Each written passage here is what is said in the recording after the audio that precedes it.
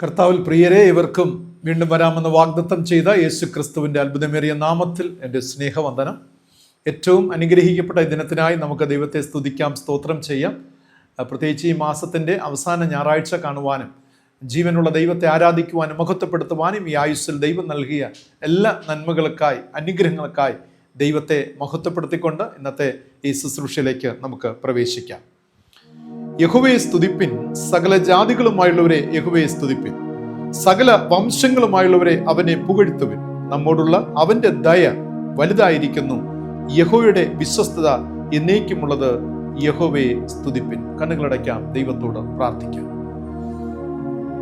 അൽഫായും ഒമേഗയും, ആദ്യനും അന്ത്യനും ഒടുക്കത്തവനുമായിരിക്കുന്ന സർവശക്തനായ സ്വർഗീയ പിതാവാം ഞങ്ങളുടെ നല്ല ദൈവമേ, ഏറ്റവും ധന്യമായ ഈ ഞായർ ദിനത്തിനായി അങ്ങ് ഞങ്ങൾ വാഴ്ത്തുന്നു, സ്തോത്രം ചെയ്യുന്നു. ഈ ആഴ്ചയിൽ ഞങ്ങൾക്ക് തിരുവചനം ധ്യാനിക്കുവാൻ ദൈവം ഒരുക്കിയ അവസരത്തിനായി സ്തോത്രം ചെയ്യുന്നു. ഞങ്ങൾക്ക് ഒരുമിച്ച് നാഥ ദൈവവചനം പഠിക്കുവാനും ഗ്രഹിക്കുവാനും ആത്മീയമായി ആഴത്തിൽ വളരുവാൻ കർത്താവ് ഞങ്ങളെ സഹായിക്കണമെന്ന് പ്രാർത്ഥിക്കുന്നു. ആറ്റരികത്ത് നടപ്പെട്ടതും തക്ക കാലത്ത് ഫലം കായ്ക്കുന്നതുമായ ഒരു വൃക്ഷം പോലെ ദൈവവചന ധ്യാനത്തിന്റെ അരികിലായി നടപ്പെട്ട അനുഭവത്തിൽ പിതാവേ ഞങ്ങളെ ഒരുക്കണമെന്ന് പ്രാർത്ഥിക്കുന്നു. തിരുവചനം കേൾക്കുവാനായി ആഗ്രഹത്തോടെ താല്പര്യത്തോടെ ആയിരിക്കുന്ന എല്ലാവരെയും ബ്ലസ് ചെയ്ത് അനുഗ്രഹിച്ച് പ്രാർത്ഥിക്കുന്നു. കർത്താവിന്റെ കരം നിന്റെ മക്കളോട് കൂടിയിരിക്കട്ടെ. വിഷമ സാഹചര്യം കൊണ്ട്, പ്രതിസന്ധികളുണ്ട്, ഭാരങ്ങളുണ്ട്, അവയുടെ നടുവിലും ദൈവം ചെയ്യുവാൻ പോകുന്ന അത്ഭുതങ്ങൾക്കായി സ്തുതിക്കുന്നു, വാഴ്ത്തുന്നു. കർത്താവെ, അവിടുത്തെ നാമം മഹത്വപ്പെടട്ടെ. അവിടുത്തെ സ്നേഹത്താൽ ഞങ്ങളെ വഴി നടത്തണമേ. അവിടുത്തെ ശക്തിയാൽ ഞങ്ങൾ നിറയ്ക്കണമേ. എല്ലാവിധ അനുഗ്രഹങ്ങൾക്കായി, നന്മകൾക്കായി സ്തോത്രം ചെയ്യുന്നു. യേശു രക്ഷിതാവിന്റെ ധന്യമുള്ള നാമത്തിൽ തന്നെ ആമീൻ, ആമീൻ, ആമീൻ. പ്രിയരെ, കഴിഞ്ഞ ആഴ്ചയിലെ ധ്യാനത്തിന്റെ ഒടുവിൽ ചോദിച്ച ചോദ്യം, ബാൽശാലീശയിൽ നിന്നും എലീശ പ്രവാചകന്റെ അടുക്കൽ ആദ്യഫലമായി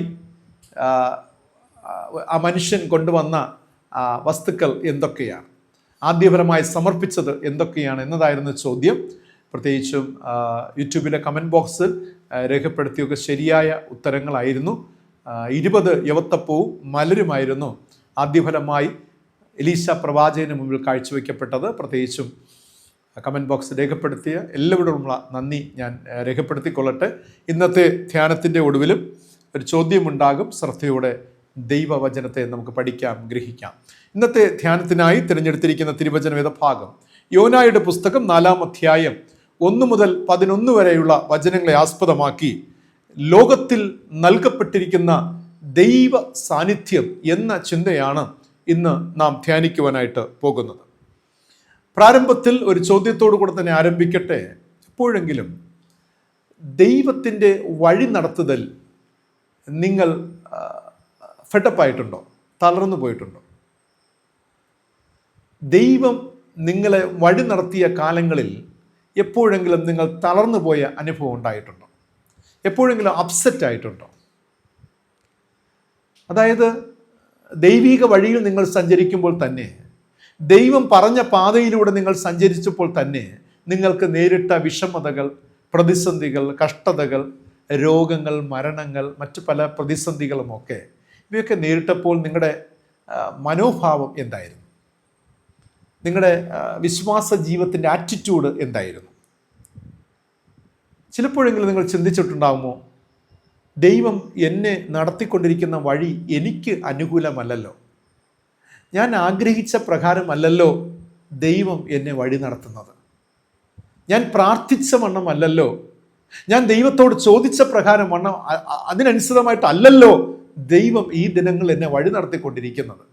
ചോദ്യം, ദൈവത്തിൻ്റെ ദൈവം നിങ്ങളെ വഴി നടത്തുന്നതിൽ നിങ്ങൾ എപ്പോഴെങ്കിലും തളർന്നു പോയിട്ടുണ്ടോ? നിരാശപ്പെട്ടിട്ടുണ്ടോ? ചിലരൊക്കെ ഇപ്രകാരം ചോദിക്കാറുണ്ട്, ഞാനൊരു ദൈവഭക്തനായിരുന്നിട്ടും, ഞാനൊരു ദൈവഭക്ത ആയിരുന്നിട്ടും എന്തുകൊണ്ട് എൻ്റെ ജീവിതത്തിൽ ദൈവം ഇങ്ങനെയൊക്കെ ചെയ്തു? കയ്പിൻ്റെ തീവ്രമായ ആഴത്തട്ടിൽ കിടന്നുകൊണ്ടാണ് ഇങ്ങനെ ചോദിക്കുന്നത്. എന്തുകൊണ്ട് എൻ്റെ ദൈവം എന്നോട് ഇത് ചെയ്തു? പൊതുവായി പറഞ്ഞാൽ, എന്തുകൊണ്ട് എന്നോട്, എൻ്റെ കുടുംബത്തോട്, എൻ്റെ മക്കളോട്, ഈ ലോകത്തോട് ദൈവം ഇങ്ങനെ ചെയ്തു? ഇപ്പോൾ ഈ ഇടക്കാലഘട്ടത്തൊക്കെ പ്രകൃതി ദുരന്തങ്ങൾ ഏറെ സംഭവിച്ച് അനേക ജീവിതങ്ങൾ പൊലിഞ്ഞു പോയപ്പോൾ നമുക്കുള്ളിലുണ്ടായ ചില ചോദ്യങ്ങൾ ഇതാകാം അല്ലേ? എന്തുകൊണ്ട് ദൈവം ഈ ജനത്തോട് ഇങ്ങനെ ചെയ്തു? ഒരു വലിയ സാംക്രമിക രോഗം ലോകത്തെമ്പാടും പിടിപെട്ടപ്പോഴും നിങ്ങൾ ചോദിച്ചു കാണും, എന്തുകൊണ്ട് ദൈവം ഇങ്ങനെ ചെയ്യുന്നു? ഈ ചോദ്യത്തിന് മറുപടി എത്ര മണിക്കൂറുകൾ നാം ധ്യാനിച്ചാലും മതിയാകാത്ത ചിന്തകൾ, ആഴമേറിയ ദൈവീക തലങ്ങൾ വേദപുസ്തകത്തിലുടനീളം കാണുവാനായി സാധിക്കും. ഞാൻ അതിൻ്റെ ഒരു നുറുങ്ങ് മാത്രമാണ് നിങ്ങളോട് പറയുവാൻ ആഗ്രഹിക്കുന്നത്. എനിക്കറിയില്ല എത്രത്തോളം എനിക്കതിനെ കംപ്ലീറ്റ് ചെയ്യുവാൻ സാധിക്കുമെന്നറിയില്ല. പക്ഷേ ഒരു നുറുങ്ങ് മാത്രമാണ്. ഞാൻ പറഞ്ഞല്ലോ, എത്ര ദിനരാത്രങ്ങൾ ധ്യാനിച്ചാലും മതിയാകാത്ത ദൈവത്തിൻ്റെ പ്രവൃത്തി, ദൈവിക നടത്തുകൾ, ദൈവിക പദ്ധതികൾ, ഇതിനെക്കുറിച്ച് എത്ര ആയുസ് ചെലവിട്ടാലും നമുക്ക് അത് ഒരു പൂർണ്ണതയിലെത്തുവാൻ കഴിയുകയില്ല. അത്രത്തോളം വിശാലമാണ്, വൈഡനാണ് ഗോഡ്സ് പ്ലാൻസ്, ദൈവത്തിൻ്റെ പദ്ധതികളും ദൈവത്തിൻ്റെ വഴി നടത്തലും ഒക്കെ. അപ്പോൾ ചെറിയ നുറുങ്ങ് മാത്രമാണ് നിങ്ങളോട് പങ്കിടുവാൻ ആഗ്രഹിക്കുന്നത്. യോനായുടെ ജീവിതവുമായി ബന്ധപ്പെട്ടാണ്. വേദപുസ്തകത്തിലെ യോനായുടെ ജീവിതത്തെ നാം പഠിച്ചാൽ ഇന്നത്തെ നമ്മുടെ ജീവിതത്തിൽ നേരിട്ട് കൊണ്ടിരിക്കുന്ന, അല്ലെങ്കിൽ നാം ഇന്ന് ചോദിച്ച ഒരുപാട് ചോദ്യങ്ങൾക്ക് ഉത്തരം ലഭിക്കും എന്നതിൽ സംശയമില്ല.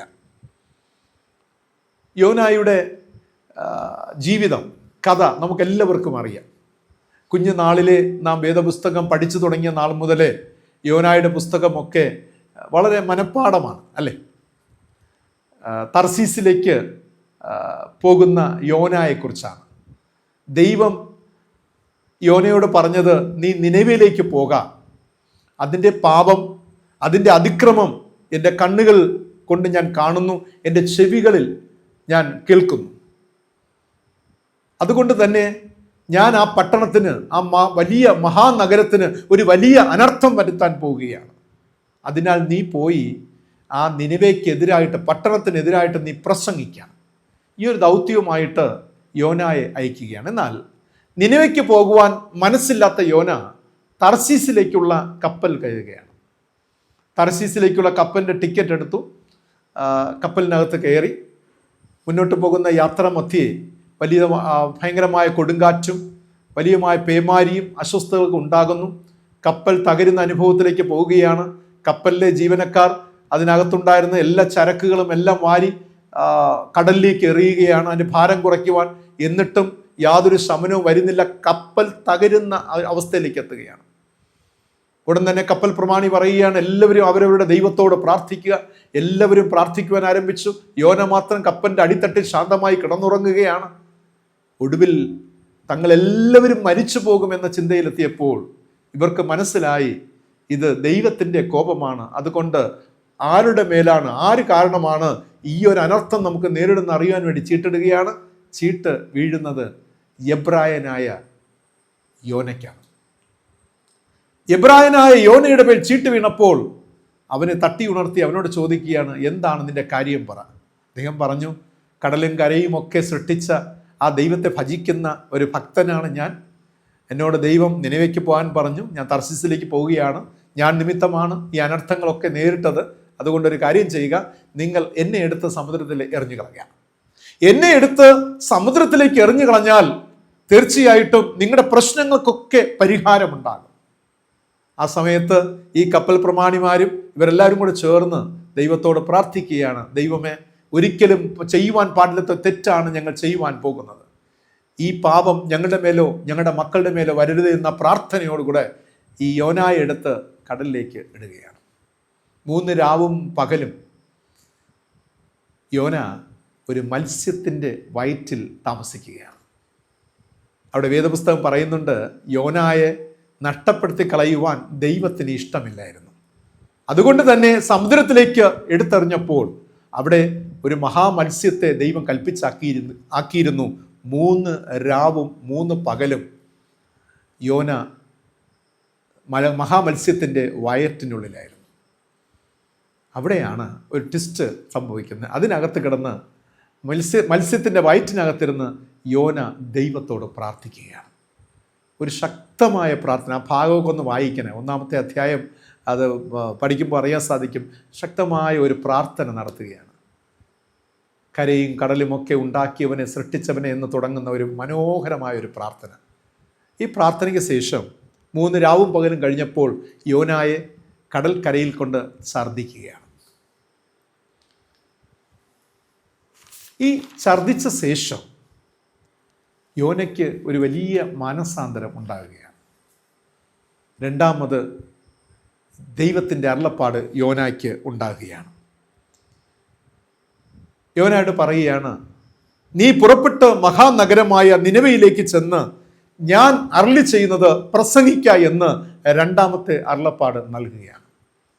അങ്ങനെ ഈ യോന എവിടെയാണോ മഹാമത്സ്യം ഛർദ്ദിച്ചത് അവിടെ നിന്നും ബൈബിൾ പറയുന്നത് 3 ദിവസം വഴി നടന്ന് നിനവയിൽ എത്തുകയാണ്. 3 ദിവസം വഴി നടന്ന് നിനവയിൽ എത്തുകയാണ്. അതിമഹത്തായ ബൃഹത്തായ ഒരു നഗരമാണ് നിനവെ പട്ടണം. നിനവെ പട്ടണത്തിലെത്തിയ യോന പ്രസംഗിച്ചു തുടങ്ങുകയാണ്. പറഞ്ഞത് ഇപ്രകാരമാണ്, ഇന്ന് മുതൽ എണ്ണിക്കൊള്ളുക 40 ദിനങ്ങൾ. ഈ 40 ദിനങ്ങൾ കഴിഞ്ഞാൽ ഈ അതിമഹത്തായ മഹാനഗരം എന്നേക്കുമായി ഉന്മൂലനാശം ചെയ്യപ്പെടും. ഇത് നശിപ്പിക്കപ്പെടുവാൻ പോവുകയാണ്. ഇത് കേട്ട മാത്രമേ തന്നെ നിനവയിലെ രാജാവും പരിവാരങ്ങളും സൈന്യങ്ങളും എല്ലാ ജനങ്ങളും ഒരുമിച്ച് ചേർന്ന് ദൈവത്തോട് പ്രാർത്ഥിച്ചു തുടങ്ങി.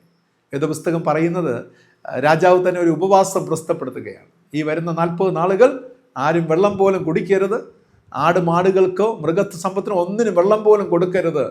ഒരുപക്ഷെ ദൈവം അനുതപിച്ച് നമുക്കെതിരായി ചെയ്യുവാൻ പോകുന്ന ആ വലിയ അനർത്ഥത്തിൽ നിന്ന് നമ്മൾ രക്ഷപ്പെടുമായിരിക്കും. അതുകൊണ്ട് എല്ലാവരും പ്രാർത്ഥിക്കുവാൻ പറയുകയാണ്. ഉപവാസം പ്രസിദ്ധപ്പെടുത്തി രാജാവ് സ്ഥാനവസ്ത്രം മാറ്റി രട്ടെടുത്ത് വെണ്ണീറിലിരിക്കുകയാണ്. ഇങ്ങനെയുള്ള സംഭവം നമുക്ക് എല്ലാവർക്കും പരിചിതമാണ്. ആ ഭാഗമൊക്കെ ഞാൻ വിശദമാക്കുന്നില്ല. ഇതൊക്കെ സംഭവിക്കുകയാണ്. അതിനുശേഷം ബൈബിളിൽ നമുക്ക് കാണുവാൻ സാധിക്കുന്നത് ഇവരെ ഇത്രയധികം ഒരു സമർപ്പണമുള്ള ഒരു പ്രതികരണം നിനവെ പട്ടണത്തിൻ്റെ എല്ലാ ജനങ്ങളിൽ നിന്നും ഉണ്ടായപ്പോൾ, മൃഗങ്ങളിൽ നിന്നുണ്ടായപ്പോൾ ദൈവം താൻ വരുത്തുവാനിരുന്ന അനർത്ഥത്തെക്കുറിച്ച് അനുതപിക്കുകയാണ്. ദൈവം അവരോട് ക്ഷമിക്കുകയാണ്. അവർക്ക് വരുത്തുവാനിരുന്ന അനർത്ഥത്തെ ദൈവം വിഡ്രോ ചെയ്യുകയാണ്, തിരിച്ചെടുക്കുകയാണ്.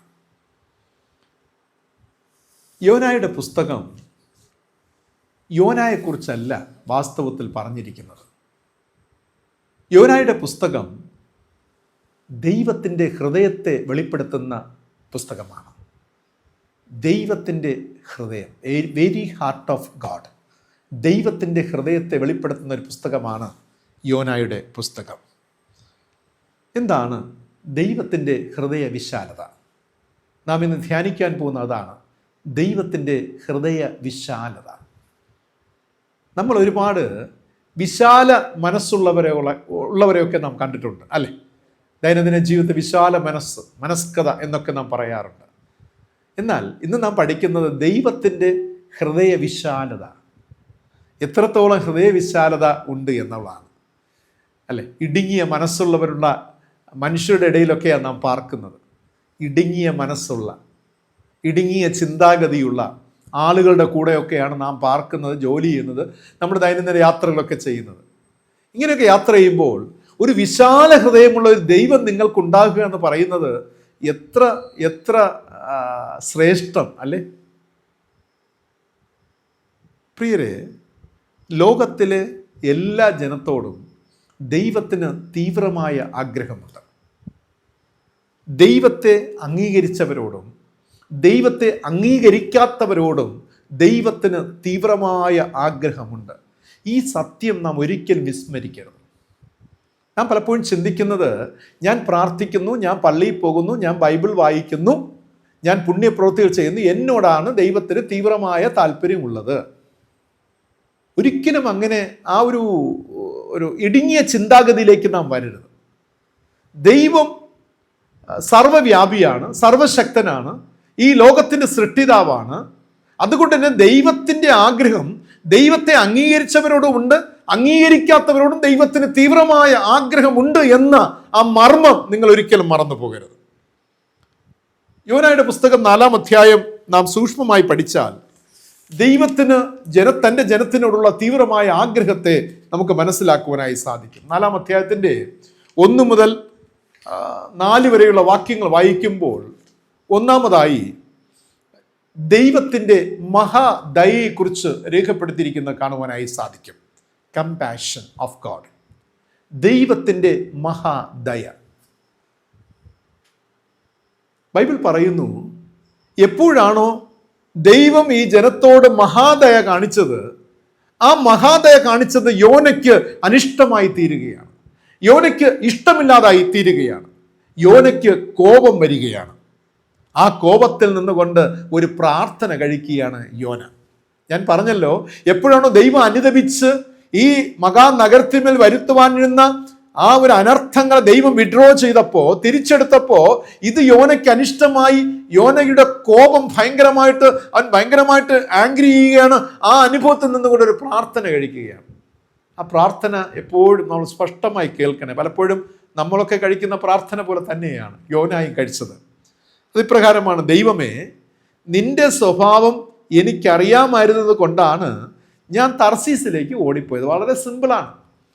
ഒരു കൂട്ടുകാർ തമ്മിൽ സംസാരിക്കുന്ന പോലെയാണ് യോന ദൈവത്തോട് സംസാരിക്കുന്നത്. ദൈവമേ, നിന്റെ സ്വഭാവം എനിക്കറിയാമായിരുന്നത് കൊണ്ടാണ് ഞാൻ നിനവേക്ക് വരാതെ തർസീസിലേക്ക് ഓടിപ്പോയത്. കാരണം നീ കൃപയും കരുണയും ദീർഘക്ഷമയും മഹാദയയുമുള്ള ദൈവമായി അനർത്ഥത്തെക്കുറിച്ച് അനുദപിക്കുന്നവനെന്ന് ഞാൻ അറിഞ്ഞിരുന്നു. നോക്കണേ, ദൈവത്തിൻ്റെ സ്വഭാവത്തെ താൻ മനസ്സിലാക്കിയിരുന്നു എന്നാണ് ഇവിടെ യോന പറയുന്നത്. കാരണം നിനവയിലെ ജനം മാനസാന്തരപ്പെട്ടത് യോനയ്ക്ക് ഉൾക്കൊള്ളുവാൻ കഴിയുന്നില്ല. ഇതാണ് പ്രശ്നം. യോനായുടെ പ്രശ്നം, ഇവർ മാനസാന്തരപ്പെട്ടത്, ഇവർ ദൈവത്തിലേക്ക് മടങ്ങി വന്നത് തനിക്ക് ഉൾക്കൊള്ളുവാൻ കഴിയുന്നില്ല. കാരണം അത് തൻ്റെ പ്രതീക്ഷയ്ക്ക് വിരുദ്ധമായിട്ടാണ് സംഭവിച്ചത്. യോനയുടെ മനസ്സിൽ ചില കാൽക്കുലേഷനുകൾ ഉണ്ടായിരുന്നു. അതായത് ഒരുപക്ഷെ നാം ചിന്തിക്കുന്നത്, യോന ഒരുപാട് സന്തോഷിക്കണമായിരുന്നു അല്ലെ? ഈ പട്ടണത്തിലെ ജനങ്ങൾ മുഴുവനും ദൈവഭാഗത്തേക്ക് തിരിഞ്ഞപ്പോൾ സന്തോഷിക്കുമായിരുന്നു, ആഹ്ലാദിക്കുമായിരുന്നു എന്നൊക്കെയാണ്. പക്ഷെ അതിന് വിപരീതമായിട്ടാണ് ഇവിടെ ഇത് സംഭവിക്കുന്നത്. വളരെ വ്യത്യസ്തമായിട്ടാണ്. നിനവയുടെ മാനസാന്തരം യോനയ്ക്ക് താല്പര്യമില്ലാതായി തീരുകയാണ്. യോന കരുതി ദൈവം ദീർഘക്ഷമയുള്ളവനായിരുന്നാലും നിനവയോട് ഒരിക്കലും ദീർഘക്ഷമ കാണിക്കുകയില്ല, നിനവയോട് ക്ഷമിക്കുകയില്ല. കാരണം നിനവയുടെ പാപം അത്രയധികം വലുതായിരുന്നു എന്നതാണ്. യോനയുടെ ഈ ഭാഗത്തെ പരാതി എന്നത് ദൈവത്തിൻ്റെ പൂർണ്ണതയുള്ള സ്വഭാവത്തെക്കുറിച്ചായിരുന്നു. ആ പൂർണ്ണതയുള്ള സ്വഭാവം എന്താണ്? നാം എപ്പോഴും മനസ്സിലാക്കേണ്ടുന്നത്, നാം ദൈവവും നാമും തമ്മിലുള്ള ബന്ധം ഒരു പിതാവും മകനും അല്ലെങ്കിൽ പിതാവും മകളും തമ്മിലുള്ള ബന്ധമെന്നിരിക്കട്ടെ. പക്ഷേ ശ്രദ്ധിക്കേണ്ടുന്നത്, നാം പിതാവിൻ്റെ സ്വഭാവത്തെ പൂർണ്ണമായി മനസ്സിലാക്കിയിരിക്കണം. ആ ബന്ധത്തിൽ നാം ജീവിക്കുമ്പോഴും അപ്പൻ്റെ സ്വഭാവത്തെക്കുറിച്ച് പൂർണ്ണമായ ബോധ്യം നമുക്കുണ്ടാകണം. Who is this god? ആരാണ് ഈ ദൈവം? ഇതിനെക്കുറിച്ച് പുറപ്പാട് പുസ്തകം 34-ാം അധ്യായം 6 മുതൽ 7 വരെ വായിക്കുമ്പോൾ അവിടെ രേഖപ്പെടുത്തിയിരിക്കുന്നത്, യഹോവയായ ദൈവം കരുണയും കൃപയും ഉള്ളവൻ, ദീർഘക്ഷമയും മഹാദയയും വിശ്വസ്തയുമുള്ളവൻ, 1000 ദയ പാലിക്കുന്നവൻ, അകൃത്യവും പാപവും ക്ഷമിക്കുന്നവൻ, കുറ്റമുള്ളവനെ, ശ്രദ്ധിക്കണേ, കുറ്റമുള്ളവനെ വെറുതെ വിടാതെ പിതാക്കന്മാരുടെ അകൃത്യം മക്കളുടെ മേലും മക്കളുടെ മക്കളുടെ മേലും 3-ാമത്തെയും 4-ാമത്തെയും തലമുറയോളം സന്ദർശിക്കുന്നവൻ. ദൈവം മഹാദയുള്ളവനാണ്, കൃപയുള്ളവനാണ്, ദീർഘക്ഷമയുള്ളവനാണ്. പക്ഷേ മറുഭാഗത്ത് കുറ്റം ചെയ്യുന്നവനെ തലമുറയായി അവർക്ക് ശിക്ഷ നൽകുന്ന ദൈവം കൂടെയാണെന്ന് രേഖപ്പെടുത്തി. അപ്പം ഞാൻ മനസ്സിലാക്കുന്നത്, ഈ 2-ാമത്തെ പാർട്ടുണ്ടല്ലോ, ഈ കുറ്റം ചെയ്യുന്നവനെ വെറുതെ വിടാതെ ആ പാർട്ടിൽ അതിൽ കയറി പിടിക്കുകയാണ് യോന മനസ്സിലാക്കുന്നത്. കാരണം ഇക്കഴിഞ്ഞ കാലമൊക്കെ ഈ യോന ചെയ്ത് നിനവേ ചെയ്ത ഏറ്റവും വലിയ പാപം എന്ന് പറയുന്നത് ഇസ്രായേലിയരായ ഒരുപാട് പേരെ കൊന്നൊടുക്കുകയുണ്ടായി. നിനവേ പട്ടണത്തിലെ ആളുകൾ ഇസ്രായേലിയരെ ഒരുപാട് പേരെ കൊന്നൊടുക്കി, ദൈവജനത്തെ ഒരുപാട് പേരെ കൊന്നൊടുക്കി. അതാണ് ദൈവം എത്രയധികം ആ പട്ടണത്തെ നശിപ്പിക്കുവാൻ മുതിർന്നത്. ദൈവജനത്തെ, തൻ്റെ ജനത്തെ കൊന്നൊടുക്കിയ പട്ടണത്തോട് ദൈവത്തിന്റെ തീവ്രമായ കോപത്താലാണ് യോനായെ അയക്കുന്നത്. നോക്കുക, അതുകൊണ്ട് തന്നെ തൻ്റെ സ്വന്തം ജനത്തെ, സ്വന്തം ആളുകളെ, തൻ്റെ ദൈവത്തിന്റെ ജനത്തെ കൊന്നൊടുക്കി ഇവരോട്, ദൈവമേ അങ്ങ് ദയ കാണിക്കരുത്, അങ്ങ് ദീർഘക്ഷമ കാണിക്കരുത്, ഇവരെ തകർക്കണം, ഇവരെ മുടിച്ചു കളയണം, ഈ ഭൂമിയിൽ നിന്ന് ഉന്മൂലനാശം എന്നുള്ള കൺസേൺ ആണ് യോനയ്ക്ക് ഉണ്ടായിരുന്നത്. ദൈവത്തിന്റെ ഈ രണ്ട് സ്വഭാവങ്ങളും വ്യക്തമായി മനസ്സിലാക്കിയിരുന്നു യോന. പുറപ്പാട് പുസ്തകത്തിൽ പറഞ്ഞിരിക്കുന്ന രണ്ട്, ഒരു ഭാഗത്ത് ദീർഘക്ഷമ, ദയ, ഇതും അറിയാം, മറുഭാഗത്ത് എന്താണ്, കുറ്റം ചെയ്യുന്നവനെ വെറുതെ വിടുകയില്ല ദൈവം. അപ്പൊ ഇതിൽ നിന്നുകൊണ്ട് ആണ് ഈ രണ്ട് പ്രസ്താവനകളും. കാരണം തൻ്റെ ഉള്ളിലുള്ളത് എന്താണ്? കുറ്റം ചെയ്യുന്നവനെ വെറുതെ വിടുകയില്ല, അവനെ ശാസിക്കണം, ശിക്ഷിക്കണം, തകർക്കണം. ഇത് ഭയങ്കരമായ കൺസേൺ ആയിരുന്നു. മറുഭാഗത്ത് യോനയ്ക്കറിയാം ദൈവം ക്ഷമയുള്ളവനാണ്, ദീർഘക്ഷമയുള്ളവനാണ്. അതുകൊണ്ടാണ് പറയുന്നത്, എനിക്കറിയാം ഞാൻ അവിടെ പോകും, ഞാൻ നിനിവേയിൽ പോകും, പ്രസംഗിക്കും, അവർ മാനസാന്തരപ്പെടും, ദൈവമേ നീ അനുതപിക്കും, നീ ക്ഷമിക്കുക തന്നെ ചെയ്യും. പക്ഷേ ഈ ജനം, യോന പറഞ്ഞു വരുന്നത്, ഈ ജനം, നിനിവേയിലെ ജനം അത് അർഹിക്കുന്നില്ല. അങ്ങയുടെ മഹാദയയും അങ്ങയുടെ ദീർഘക്ഷമയും ഈ ജനം അർഹിക്കുന്നില്ല. അത്രയധികം അഗ്ലിയായി മോശപ്പെട്ട ജീവിത നിലവാരത്തിലേക്ക് താഴ്ത്തപ്പെട്ട ജനമാണ്. ദൈവജനത്തെ കൊന്നൊടുക്കിയ ജനമാണ്, ദൈവത്തിന് വിരോധമായി പ്രവർത്തിച്ച ജനമാണ്. അതുകൊണ്ട് ഈ ജനം യോനായുടെ കാഴ്ചപ്പാടിൽ ദീർഘക്ഷമ അർഹിക്കുന്നില്ല, ദയ അർഹിക്കുന്നില്ല. അതുകൊണ്ട് ഇവർ എന്നേക്കുമായി ഭൂമിയിൽ തുടച്ചു നീക്കപ്പെടണം. ഈ ചിന്ത ദൈവത്തിന് കൊടുക്കുകയാണ്. നോക്കണേ, യോനായുടെ മനസ്സ് ചിന്ത ദൈവത്തിന് കൊടുക്കുകയാണ്. പലപ്പോഴും നമ്മുടെ ജീവിതത്തിലും നമ്മുടെ ചില കാര്യകാരണങ്ങളൊക്കെ സംഭവിക്കുമ്പോൾ നാം ഇതുപോലെ ചിന്തിക്കാറുണ്ട്. ശരിയല്ലേ? നമ്മെ ഉപദ്രവിക്കുന്ന, നമ്മെ വേദനപ്പെടുത്തുന്നവർ, തകർക്കുന്നവർ, അന്യായപ്പെടുത്തുന്ന, അനീതി പ്രവർത്തിക്കുന്നവർ, ഇവരെക്കുറിച്ചുള്ളൊക്കെ നമ്മുടെ കാഴ്ചപ്പാട് പലപ്പോഴും ഇതാണ്, ഇതെല്ലാം തകർക്കപ്പെടണം. ദൈവമേ ഞങ്ങൾ ക്ഷമിക്കുന്നവനാണ്, അങ്ങ് മാനസാന്തരം അവസരം കൊടുക്കുന്നവനാണ്, അല്ലേ? നമ്മുടെ വിഷയം വരുമ്പോൾ നമ്മളെപ്പോഴും ക്ഷമ, ദൈവം എന്നോട് ദയ കാണിക്കണം, എന്നോട് കരുണ കാണിക്കണമേ. എന്നാൽ നമ്മുടെ ശത്രുവിൻ്റെ പക്ഷം വരുമ്പോൾ നമ്മൾ പറയും ഇത് തകർക്കപ്പെടണം, ഇത് മുടിഞ്ഞു പോകണം, അശേഷം. ഈ ചിന്തയിലേക്ക് നമ്മൾ ഈ രണ്ട് ആംഗിളിലേക്ക് വന്ന് നിൽക്കുന്നത്. അപ്പോൾ ഞാൻ മനസ്സിലാക്കുന്നത്, യോന ഇതേ നിലയിൽ നിന്നുകൊണ്ട് ഈ ന്യായീകരണങ്ങൾ പറഞ്ഞ് ദൈവത്തെ തൻ്റെ ദൈവശാസ്ത്ര പെട്ടിക്കുള്ളിൽ ഒതുക്കുവാനായിട്ട് ശ്രമിക്കുകയാണ്. നോക്കണേ, ദൈവത്തോടുള്ള ഇൻറ്റിമസി, ദൈവത്തോടുള്ള അടുപ്പം, ഒരു പ്രത്യേക കാര്യം വന്നപ്പോൾ ദൈവത്തെ ക്യാച്ച് ചെയ്ത് തൻ്റെ ദൈവശാസ്ത്ര പെട്ടിക്കുള്ളിൽ, തൻ്റെ ബ്രെയിനുള്ളിൽ ഒതുക്കുവാനായിട്ട് ശ്രമിക്കുകയാണ്. ഇതൊരു വലിയ തെറ്റാണ്. എല്ലാ കാലത്തും ദൈവവേല ചെയ്യുന്ന മക്കൾക്ക്, ക്രൈസ്തവ പ്രസ്ഥാനങ്ങൾ ചെയ്തുകൊണ്ടിരിക്കുന്ന ഒരു അപരാധം ഇതാണ്. ദൈവത്തെ തങ്ങളുടെ തിയോളജിക്കൽ ബോക്സിൽ അല്ലെങ്കിൽ അടയ്ക്കപ്പെടുന്ന അനുഭവമാണ്, ബന്ധനത്തിലാക്കുന്ന ഒരു അനുഭവമാണ്. എൻ്റെ വേദശാസ്ത്ര ചിന്തയിൽ ദൈവം ഒതുങ്ങി നിൽക്കണം, എൻ്റെ തോട്ട്സുകളിൽ ദൈവം ഒതുങ്ങി നിൽക്കണം. അതായത് ഞാൻ ആഗ്രഹിക്കുന്ന പ്രകാരം ദൈവം കാര്യങ്ങൾ ചെയ്യണം എന്ന് ചിന്തിക്കുന്നതാണ്. അതാണ് യോന ഇവിടെ ആഗ്രഹിച്ചതും ചെയ്യുന്നതും. രണ്ടാമതായി യോനയ്ക്ക് സംഭവിക്കുന്നത്, തനിക്കുണ്ടായിരുന്ന ഒരു ബിലീഫ് സിസ്റ്റം ഉണ്ട്, അതായത് വിശ്വാസക്രമമുണ്ട്. ഇക്കഴിഞ്ഞ കാലമൊക്കെ ദൈവവുമായുള്ള ബന്ധത്തിൽ താൻ അനുവർത്തിച്ച് വന്ന, അല്ലെങ്കിൽ താൻ ഒരുക്കിയെടുത്ത ഒരു വിശ്വാസക്രമം, ബിലീഫ് സിസ്റ്റം എന്നുള്ളതാണ്. ആ സിസ്റ്റത്തിനുള്ളിൽ ദൈവത്തെ നിയന്ത്രിക്കുവാൻ ശ്രമിക്കുന്നു എന്നതാണ്. ദൈവത്തെ, തൻ്റെ ബിലീഫ് സിസ്റ്റത്തിനുള്ളിൽ ദൈവത്തെ കൺട്രോൾ ചെയ്യാൻ ശ്രമിക്കുന്നു എന്നതാണ്. അതാണ് ഈ പലപ്പോഴും ദൈവത്തിൻ്റെ സ്വഭാവവും ദൈവത്തിൻ്റെ പദ്ധതികളും മനസ്സിലാക്കാതെ ദൈവത്തോട് പ്രാർത്ഥിക്കുന്ന ദൈവദാസന്മാരുണ്ട്. കൺവെൻഷൻ യോഗങ്ങൾ അല്ലെങ്കിൽ മറ്റു പല പ്രോഗ്രാമുകൾ നോക്കുമ്പോൾ ആ ലെവലിലേക്ക് ഇങ്ങനെ പോകുന്ന കാണാം. നമ്മൾ സഭയുമായുള്ള ബന്ധത്തിലൊക്കെ ചില തീരുമാനം എടുക്കുന്നതെല്ലാം എന്താണ്? We will do it, you must help us. ഞങ്ങൾ ചെയ്യും, ഞങ്ങളിത് ചെയ്യാൻ പോകണം, നീ വന്ന് ഹെൽപ്പ് ചെയ്യണേ, ഞങ്ങൾക്കിത് വേണം, അങ്ങ് ഇത് സഹായിച്ച് തരണേ. അതിനർത്ഥം എൻ്റെ ബിലീവ് സിസ്റ്റത്തിനുള്ളിൽ ദൈവത്തെ ഞാൻ കൺട്രോൾ ചെയ്യുകയാണ്. ഇത് വലിയൊരു തെറ്റാണ്, അപരാധമാണ്. ഈ എല്ലാ കാലത്തും ദൈവജനം ചെയ്തുകൊണ്ടിരിക്കുന്ന ഒരു വലിയ തെറ്റാണ്. ദൈവത്തോട് അടുത്ത് കഴിയുമ്പോൾ പിന്നെ ദൈവത്തെ നാം നിയന്ത്രിച്ചു തുടങ്ങുകയാണ്. പല കാര്യകാരണങ്ങളില്ലാതെ ഒരാൾ മരിക്കാറായി കിടക്കുന്നു, ഒരാൾ രോഗിയായി കിടക്കുന്നു, അല്ലെങ്കിൽ മറ്റൊരു പ്രയാസത്തിരിക്കുന്നു, ദുരന്തമാകാം. ദൈവമേ, അത് സംഭവിക്കരുത്, നീ അവിടെ ഇങ്ങനെ വേണം ചെയ്യുവാനായിട്ട്. ഇത് എന്തുകൊണ്ടാണ് ഇങ്ങനെ സംഭവിക്കുന്നത്? We don't know the Holy Bible.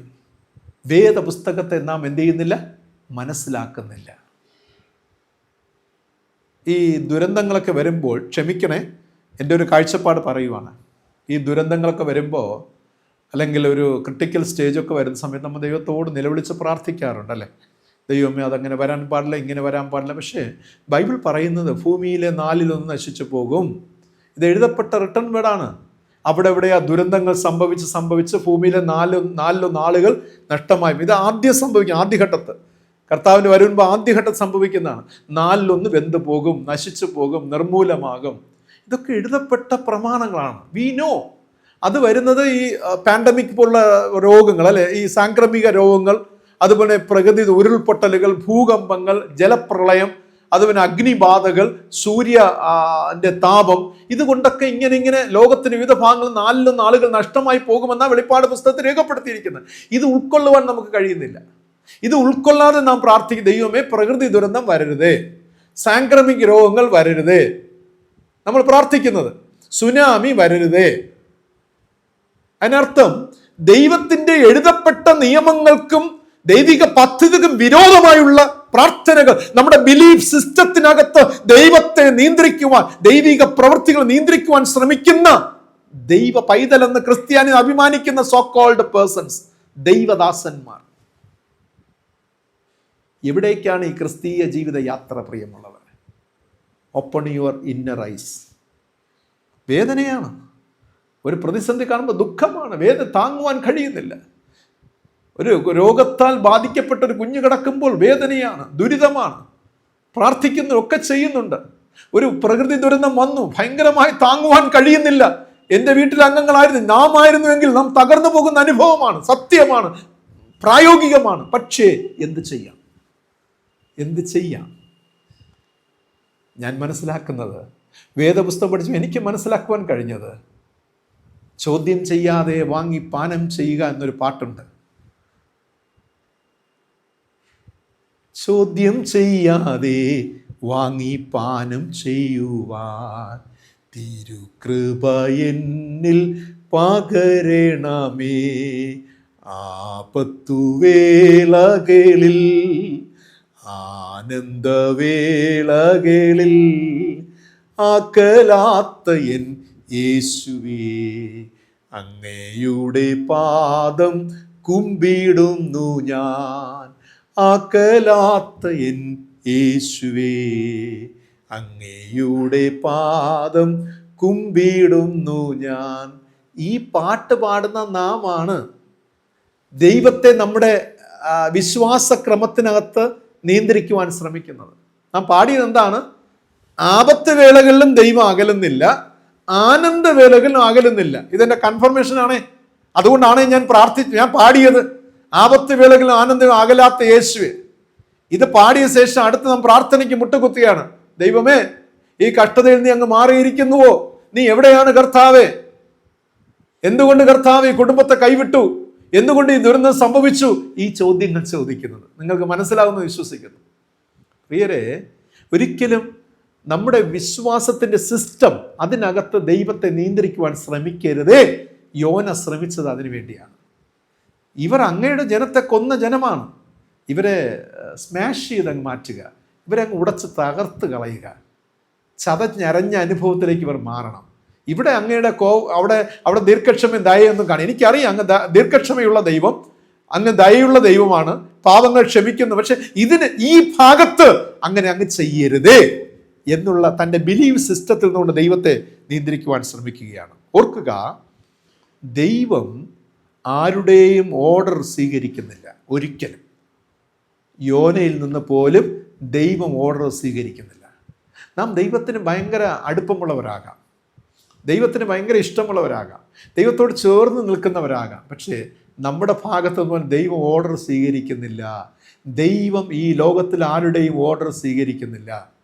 കാരണം ദൈവം ഈ ഭൂമിയിൽ ആചരിക്കുന്ന ചില നിയമങ്ങളുണ്ട്, ദൈവിക പദ്ധതികളുണ്ട്.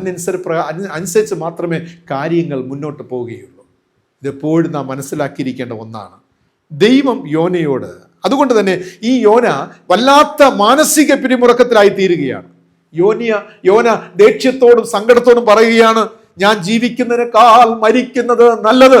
ഞാൻ ഇക്കഴിഞ്ഞ കാലമൊക്കെ അങ്ങയുടെ പുറകെ സഞ്ചരിച്ച ഒരു വ്യക്തിയാണ്, അങ്ങയെ പിൻപറ്റിയ വ്യക്തിയാണ്, അങ്ങയുടെ വഴി നടത്തുകയിൽ ഞാൻ സഞ്ചരിച്ച വ്യക്തിയാണ്. പക്ഷെ ഇപ്പോൾ മാത്രം ഞാൻ ആഗ്രഹിക്കുന്നു, എന്തുകൊണ്ട് ദൈവമേ നടക്കുന്നില്ല എൻ്റെ ജീവിതത്തിൽ, എൻ്റെ മക്കളുടെ ജീവിതത്തിൽ, എൻ്റെ ദേശത്തിൽ, ഈ നിനവേ പട്ടണത്തിൽ എന്തുകൊണ്ട് ഞാൻ ആഗ്രഹിച്ച പ്രകാരം ഈ കാര്യങ്ങളൊന്നും നടക്കുന്നില്ല? എന്തുകൊണ്ട് ഈ അനർത്ഥങ്ങൾ സംഭവിക്കുന്നു? എന്തുകൊണ്ട് ഇത് സംഭവിക്കുന്നു? ഞാൻ ആഗ്രഹിച്ച ഒന്നല്ലേ ഈ ജനം, ദൈവജനത്തെ കൊന്നൊടുക്കിയ ജനമാണ് ഈ പട്ടണം സ്മാഷായി പോകട്ടെ, ഇതങ്ങ് വിട്ടുകളാ, നിന്റെ ദൃഷ്ടി വിട്ടുകളാ. ഇത് ഞാൻ നിന്നോട് ചോദിച്ചിട്ടും എന്തുകൊണ്ട് ദൈവമേ അങ്ങ് ഇത് ചെയ്യുന്നില്ല? പ്രിയമുള്ളവരെ, ദൈവത്തിന് തൻ്റെ ജനത്തോടുള്ളത് മഹാദയാകുന്നു, ഒരു പാഷൻ. എന്നോടും നിങ്ങളോടുമുള്ള ഒരു പാഷൻ, ഈ ലോകത്തോടുള്ള ഒരു പാഷൻ മഹാദയുള്ള ദൈവമാണ്. എൻ്റെ രണ്ടാമത്തെ ചിന്ത എന്ന് പറയുന്നത്, യോനയുടെ പുസ്തകം 4-ാം അധ്യായത്തിന് 5 മുതൽ 8 വരെ വായിക്കുമ്പോൾ, യോന നഗരം വിട്ടു ചെന്ന് നഗരത്തിൻ്റെ കിഴക്കേ വശത്തിരുന്നു. അവിടെ ഒരു കുടിലുണ്ടാക്കി നഗരത്തിന് എന്ത് സംഭവിക്കും, എന്ത് ഭവിക്കും എന്ന് കാണുവോളം അതിൻ കീഴെ തണലിൽ പാർത്തു എന്ന് നാം കാണുന്നു. രണ്ടാമത്തെ ചിന്ത, നിനിവേക്കാർ വിടുതലിനായി പ്രാർത്ഥിക്കുന്നു. യോന ഒരു വലിയ നാശത്തെ പ്രതീക്ഷിച്ച് കാത്തിരിക്കുകയാണ്. ഒന്ന് ചിന്തിച്ച് നോക്കിയേ, ഇത്രയും കാലം പാപം ചെയ്തവർ, തിന്മ പ്രവർത്തിച്ചവർ ഒരു വിടുതലിനായി ജീവനുള്ള ദൈവത്തോട് പ്രാർത്ഥിക്കുകയാണ്. അവരെ കൊണ്ടുള്ള മാക്സിമം അവർ ചെയ്യുകയാണ്. ഉപവസിക്കുന്നു, ഒരൊറ്റെടുത്ത് വെണ്ണീരിലിരിക്കുന്നു, മൃഗങ്ങൾക്ക് വെള്ളം കൊടുക്കുന്നില്ല, തങ്ങൾ വെള്ളം കുടിക്കുന്ന 40 ദിവസത്തെ ഉപവാസം. ഇതിലൂടെയൊക്കെ ഒരു വിടുതലിനായിട്ട് ദൈവത്തോട് കേണപേക്ഷിക്കുന്ന ഒരു കൂട്ടം ജനം, ഒരു മഹാനഗരം മുഴുവനും ദൈവത്തോട് നിലവിളിക്കുകയാണ്. നിലവിളിക്കുമ്പോൾ ഇവിടെ ഇതാ ഒരുത്തൻ ദൈവഭാഗത്ത് നിൽക്കുന്ന എന്ന് അഭിമാനിക്കുന്ന ഒരു വ്യക്തി ഇവിടെ ഇതാ ദൂരത്ത് മാറി, പട്ടണം വിട്ട് പുറത്തു പോയി മാറിയിരുന്ന് ഈ നഗരത്തിന് എപ്പോൾ നാശം സംഭവിക്കുമെന്ന് കാണുവാൻ കൊതിയോടെ, ആകാംക്ഷയോടെ, പ്രതീക്ഷയോടെ കാത്തിരിക്കുന്ന ഒരു ചിത്രമാണ്. അതിനായിട്ട് യോന മഹാനഗരത്തിന്റെ പുറത്ത് പോയി തനിക്ക് വേണ്ടി ഒരു പ്രൈവറ്റ് റിട്രീറ്റ് സെന്റർ ഉണ്ടാക്കുകയാണ്. ഈ തീവ്രമായ കലുഷിതമായ അനുഭവത്തിന് മധ്യയിൽ തനിക്കൊന്ന് സ്വസ്ഥമായിരുന്ന ഈ പട്ടണത്തെ നാശം ഒന്ന് കാണണം. ദൈവഭക്തനാണ്, ഒരു പ്രവാചകനാണ്. ദൂരത്ത് മാറി ഒരു കുടിലുണ്ടാക്കുകയാണ് ഭംഗിയായിട്ട്. എന്ത് ഭയങ്കര ഒരു സംഭവം അല്ലേ! അവൻ സ്വന്തമായിട്ട് ഒരു വീടുണ്ടാക്കാൻ ആരംഭിക്കുക. ഒരു കുടിലുണ്ടാക്കി സുഖമായിട്ട് അതിനകത്ത് അവൻ ഇരിക്കുകയാണ്. ഇന്നല്ലെങ്കിൽ നാളെ ദൈവം എൻ്റെ ഭാഗത്ത് തന്നെ. ശ്രദ്ധിക്കണേ, ദൈവം എൻ്റെ ഭാഗത്ത്. ഞാൻ പറയുന്നത് കേൾക്കും, ദൈവം അനുദപിക്കും. ഇന്നലെയൊക്കെ ഞാൻ പറഞ്ഞപ്പം ദൈവം കേട്ടില്ല, നാളെയെങ്കിലും ദൈവം കേൾക്കും. അതുവരെ ഞാൻ ഒന്ന് മാറിയിരിക്കുന്നു, നോക്കട്ടെ എങ്ങനെയാണ് ദൈവം ഞാൻ പറയുന്നത് കേൾക്കുമോ ഇല്ലയോ, എനിക്ക് വേണ്ടി നിൽക്കുമോ ഇല്ലയോ. ഒന്ന് ചിന്തിച്ചേ, യോന കുടിലുണ്ടാക്കി ഒരു പ്രൈവറ്റ് റിട്രീറ്റ് സെന്റർ ഉണ്ടാക്കി അവിടെ ഇങ്ങനെ സുഖമായിട്ടിരിക്കുക. പ്രിയമുള്ളവരെ, കാഴ്ചക്കാരനായി നോക്കിയിരിക്കുകയാണ്. ഓർക്കുക, ദൈവം യോനായെ വിളിച്ചതിന് വേണ്ടിയല്ല. ഈ ജനത്തിൻ്റെ നാശം കാണുവാൻ ഒരു കുടിലുണ്ടാക്കി സേഫായിട്ട് ഇരിക്കുവാൻ വേണ്ടിയല്ല ദൈവം യോനായെ വിളിച്ചത്. യോന ചിന്തിച്ചത്, യോന ഒരുപക്ഷെ ചിന്തിച്ചപ്പോൾ നിനിവേക്കാർക്കൊന്നും മാറ്റം വരികയില്ല. കാരണം ദൈവമേ, അങ്ങ് ദീർഘക്ഷമയാകുന്ന ബ്ലാങ്കറ്റ് വെച്ചുകൊണ്ട് എത്ര നാൾ നീ കാത്തിരിക്കും? ഈ ജനം മാനസാന്തരപ്പെടും, എത്ര നാൾ നീ ഒരു ബ്ലാങ്കറ്റും വെച്ചുകൊണ്ട് കാത്തി നിൽക്കും? ഈ ജനം ഒന്നും മാറാൻ പോകുന്നില്ല. ഈ ജനത്തിന് മാറ്റവും വരികയില്ല. അല്പമെങ്കിലും മനസാക്ഷി ഉണ്ടെങ്കിൽ അവരൊരു പാഠം പഠിപ്പിക്കും. യോനയുടെ മനസ്സിൽ സൈക്കോളജിക്കലി ഞാൻ ചിന്തിക്കുന്നതാണ്, ദൈവമേ, അങ്ങ് ദീർഘക്ഷമയാകുന്ന മഹാദയ എന്നൊരു ബ്ലാങ്കറ്റ് കൊണ്ട് ഇങ്ങനെ വെച്ചുകൊണ്ട് കാത്തിരിക്കണം. എപ്പോഴും അവരെ പുതച്ചു മൂടാമെന്ന് പറഞ്ഞ് അവരെ ഇങ്ങനെ കവർ ചെയ്ത് പിടിക്കുവാനായിട്ട് ഇങ്ങനെ ഒരു ബ്ലാങ്കറ്റ് വെച്ചുകൊണ്ടിരിക്കുക, ദീർഘക്ഷമയാകുന്ന ബ്ലാങ്കറ്റ്. പക്ഷേ മറുഭാഗത്ത് ഈ ജനം പാപത്തിന്റെ തിന്മ പ്രവൃത്തി ചെയ്തുകൊണ്ടിരിക്കുക. അവൻ ചോദിക്കുകയാണ്, എത്രത്തോളം നീ ഈ ബ്ലാങ്കറ്റും പിടിച്ചുകൊണ്ടിരിക്കും ദൈവമേ? അവർക്ക് ഒരു പാഠം പഠിപ്പിച്ചു കൊടുക്കും, ഒരു പാഠം പഠിക്കട്ടെ ഈ ജനം, ഈ നഗരം മുഴുവനും ഒരു പാഠം, ഒരു അടയാളം കൊടുന്നി എന്ന ചിന്തയോടുകൂടെയാണ് അവൻ മാറിയിരുന്ന് ഈ നഗരത്തിന് എന്ത് സംഭവിക്കുമെന്ന് കാണുവാനായിട്ട് അവൻ കാത്തു നിൽക്കുന്നത്. അകന്നിരുന്ന യോനയോട് ദൈവം കൂടുതൽ ബന്ധം സ്ഥാപിക്കുവാൻ വരികയാണ്. എനിക്ക് ഏറ്റവും ഇഷ്ടപ്പെട്ട ഒരു ഭാഗമാണ് യോനയുടെ പുസ്തകത്തെ ഇഷ്ടപ്പെട്ട ഭാഗം. നമ്മുടെ ദൈവം എത്ര വലിയവൻ, പ്രിയമൻ, നല്ലവൻ. ചിന്തിച്ച് നോക്കിയേ, ഈ മഹാനഗരത്തെ വിട്ട് മാറിപ്പോയി ദൈവത്തെ വിട്ടൊക്കെ ഇങ്ങനെ മാറി ചെന്നിരിക്കുകയാണ്. ഒരു കുടിലൊക്കെ ഉണ്ടാക്കിയവൻ ഇരിക്കുകയാണ്. എന്ത് സംഭവിക്കുമെന്ന് കാണുവാനായിട്ട് നോക്കി. ആ സമയത്ത് ദൈവം അവൻ്റെ അടുക്കിലേക്ക് പോവുകയാണ്, അവനോട് ബന്ധം സ്ഥാപിക്കുവാൻ പോവുകയാണ്. അവിടെ ഈ ബന്ധം സ്ഥാപിക്കാൻ പോയപ്പോൾ വളരെ ഇൻട്രസ്റ്റിംഗ് എന്ന് പറയുന്നത്, ദൈവം ഒരു ഷെൽട്ടർ കൂടെ കൊടുക്കുകയാണ്. ഒരു പുതപ്പവനുണ്ട്, ദൈവം ഒരു പുതപ്പ് കൂടെ കൊടുക്കുകയാണ്. കുളിർ മാറുവാനായിട്ട് ഒരു നല്ല ബ്ലാങ്കറ്റ്, അല്ലെങ്കിൽ വെയിലും മഴയും കൊള്ളാതിപ്പോൾ ഒരു ഷെൽട്ടർ ഓൾറെഡി ഉണ്ടാക്കി യോന പരിശ്രമിച്ചുണ്ടാക്കി. ഇപ്പോൾ ഇതാ ദൈവം ഒരു ഷെൽട്ടർ കൂടെ കൊടുക്കുകയാണ്. ആ ഷെൽട്ടർ ഒരു ആവണക്കിൻ ചെടി, വലിയൊരു ചെടിയെ കൊടുക്കുകയാണ്. അതിൻ്റെ ഇലകളൊക്കെ വലുതാണ്. അപ്പോൾ എന്താണ്, കുറച്ചുകൂടെ കംഫർട്ട് കൊടുക്കുകയാണ്. ആട്ടെ, അമേസിങ് ഗോഡ് അല്ലേ? ഒന്ന് ചിന്തിച്ച്, ഇങ്ങനെ പിണങ്ങി ദേഷ്യം വന്ന് ഒക്കെ ഇങ്ങനെ പോയി അങ്ങ് മാറിയിരിക്കുക, ദൈവത്തോടും കോപിച്ച് എല്ലാം ഒരു വല്ലാത്ത അവസ്ഥ, ഒരു ബാലിശ, ഒരു കുട്ടിത്തം പോലെ ഇവനിങ്ങനെ പോയി വീടൊക്കെ ഉണ്ടാക്കി ഇരിക്കുമ്പോൾ ദൈവം അതിൻ്റെ അടുത്ത് ഒരു കുടകൂടെ പിടിച്ചു കൊടുക്കുകയാണ്. നീ കുറച്ചുകൂടെ ആശ്വാസപ്പെടും, നീ സമാധാനത്തോടിരിക്കുക. ദൈവം ഒരു ആവണക്കിൻ ചെടി കൊടുക്കുകയാണ്, വലിയ ഇലകളുള്ള ആവണക്കിൻ ചെടി, അവന് തണൽ കിട്ടുവാൻ. ഇത് കൊടുത്തപ്പോൾ ബൈബിൾ പറയുകയാണ്, ആദ്യമായി യോന സന്തോഷിച്ചു. ഈ 4 അധ്യായങ്ങളിൽ ഒരേ ഒരു ഭാഗത്താണ് യോന സന്തോഷിക്കുക. ആദ്യമായിട്ട് യോനയ്ക്ക് എന്തെന്നില്ലാത്ത സന്തോഷമുണ്ടായി. ഞാൻ മനസ്സിലാക്കുന്നത്, ഇങ്ങനെ ആയപ്പോൾ യോന ചിന്തിച്ചത്, ദൈവം എൻ്റെ ഭാഗത്ത്, എൻ്റെ തീരുമാനങ്ങൾ ശരിയാണ്, എൻ്റെ ചിന്തകൾ ശരിയാണ്, ഞാൻ എടുത്ത തീരുമാനമാണ് ശരി. ഇല്ല എങ്കിൽ ഇങ്ങനൊരു ആവണക്കിൻ ചെടി ഒരു രാത്രി കൊണ്ട് വന്ന് എനിക്ക് തണലായി നിൽക്കുകയില്ല. ജീവിതത്തിൽ പലപ്പോഴും ദൈവഭാഗത്തുനിന്ന് അകന്നു നിൽക്കുമ്പോഴും, മനസ്സുകൊണ്ട്, ചില ധാരണകൾ കൊണ്ട്, ചില ചിന്ത കൊണ്ട് നിങ്ങൾ അകന്നു നിൽക്കുമ്പോഴും ദൈവം നിങ്ങൾക്ക് ഷെൽട്ടർ ഒരുക്കാറുണ്ട്, ചില ബ്ലെസ്സിങ്സ് തരാറുണ്ട്. അതിനർത്ഥം നിങ്ങളുടെ ചിന്താഗതി ശരിയാണ് എന്നതുകൊണ്ടല്ല, നിങ്ങൾ ശരിയായിരിക്കുന്നു എന്നതുകൊണ്ടല്ല. അതിനും അപ്പുറത്ത് ദൈവം നിങ്ങളെ സ്നേഹിക്കുന്നു, ദൈവം നിങ്ങളെ കരുതുന്നു. നിങ്ങളുടെ യോഗ്യത കൊണ്ടല്ല, നിങ്ങൾ നിർദോഷിയായത് കൊണ്ടല്ല, നിങ്ങൾ യോഗ്യനായത് കൊണ്ടല്ല, നിങ്ങൾ ഒരുപാട് ക്വാളിറ്റീസ് ഉള്ളത് കൊണ്ടല്ല, മറിച്ച് ഗോഡ് ലവ്സ് യു. പ്രിയമുള്ളവരെ, ദൈവം നിങ്ങളെ സ്നേഹിക്കുന്നു, ദൈവം നിങ്ങൾക്കായി കരുതുന്നു. അങ്ങനെ യോനയെ കരുതും. ദൈവത്തിൻ്റെ കരുതലിൽ യോന ഒരുപാട് സന്തോഷിക്കുകയാണ്. തണൽ നൽകിയ ദൈവം തന്നെ, വേദപുസ്തകം പറയുന്നു, വേഗത്തിൽ പിറ്റേ ദിവസം ഒരു പുഴുവിനെ കൽപ്പിച്ചാക്കുകയാണ്. ഈ പുഴു വന്ന് ഈ ആവണക്കിൻ ചെടിയെ കുത്തുകയാൽ ബൈബിൾ പറയുന്നു, ആ ആവണക്കിൻ ചെടിയെ നശിപ്പിക്കുകയാണ്. പിറ്റേന്ന് സൂര്യൻ ഉദിച്ചു, ദൈവം അത്യുഷ്ണമുള്ള ഒരു കിഴക്കൻ കാറ്റ് കൽപ്പിച്ചു വരുത്തി വെയിൽ തലയിൽ കൊണ്ടപ്പോൾ 2 കാര്യങ്ങൾ സംഭവിക്കുകയാണ്. ഇപ്പോൾ ഇതാ താൻ പ്രതീക്ഷിച്ചതും കണ്ടെത്തിയ ആശ്വാസം എല്ലാം നഷ്ടമായി പോവുക. ദൈവം തന്നത് ദൈവം തന്നെ തിരിച്ചെടുത്തു. അതിനപ്പുറത്ത് വീണ്ടും ഒരു അനർത്ഥം കൂടെ. കാരണം യോനായെക്കുറിച്ച് ദൈവത്തിനൊരു പദ്ധതി ഉണ്ടായിരുന്നു. ആ പദ്ധതി നടക്കണം. അതിനു വേണ്ടിയാണ് യോനായെ ഘട്ടം ഘട്ടമായിട്ട് ചില പ്രോസസ്സിലൂടെ ദൈവം കൊണ്ടുപോകുന്നതെന്നാണ് നമുക്ക് ഈ ഭാഗത്ത് മനസ്സിലാക്കുവാൻ സാധിക്കുന്നത്.